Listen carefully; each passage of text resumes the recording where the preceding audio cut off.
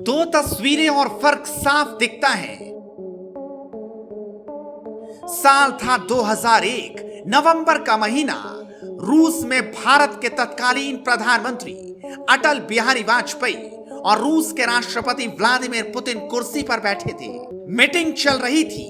पीछे हाथ बांधे खड़े थे प्रधानमंत्री नरेंद्र मोदी। तब वो गुजरात के मुख्यमंत्री हुआ करते थे।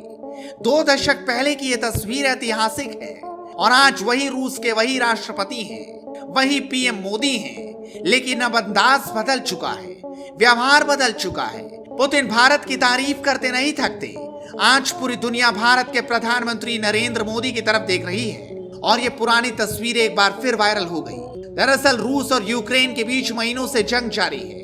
हर कोई इस जंग में आग में घी डालने का काम कर रहा है। तो वहीं ना तो यूक्रेन पीछे हटने को तैयार है और ना रूस। ऐसे में पुतिन के लिए जरूरी हो गया कि वो अपने मित्र देशों का सहयोग बनाकर रखे, खास तौर पर भारत का, क्योंकि भारत ही एक ऐसा दोस्त है जो रूस के साथ कंधे से कंधा मिलाकर चल रहा है।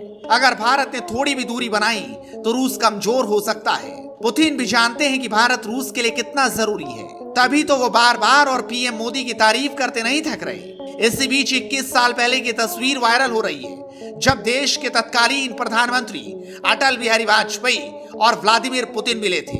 उस समय पुतिन को अंदाजा भी नहीं था कि एक दिन जो उनके पीछे खड़ा है वो दुनिया के एक प्रभावशाली नेता के रूप में उभर कर सामने आएंगे और ये खुद रूस भी स्वीकार करेगा।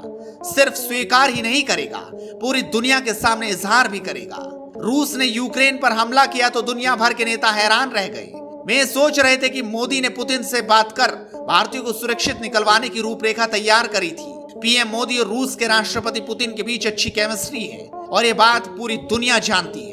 यूक्रेन पर हमले के कुछ घंटे बाद ही पीएम मोदी ने रूसी राष्ट्रपति पुतिन को फोन मिलाया। उन्होंने भारतीय नागरिकों को यूक्रेन के अलग अलग शहरों से सुरक्षित निकालने को लेकर चर्चा की। भारत ने यूक्रेन संकट के बीच अपने लोगों को स्वदेश लाने के लिए सबसे बड़ा अभियान ऑपरेशन गंगा भी चलाया। दुनिया में सुपर पावर होने का दावा करने वाला अमेरिका हो, चीन या दूसरे देश यूक्रेन में फंसे अपने नागरिकों को बचाने के लिए प्लान ही बनाते रहे और भारत के जंबो जेट यूक्रेन के पड़ोसी देशों में लैंड करने लगे थे। जब बात रूस और यूक्रेन युद्ध पर अपना पक्ष रखने की हो तो उस पर भी भारत ने बीच का रास्ता निकाला और दुनिया भर के नेता देखते रह गए। इसी के कायल बन चुके हैं रूस के राष्ट्रपति पुतिन और परिणाम सबके सामने है।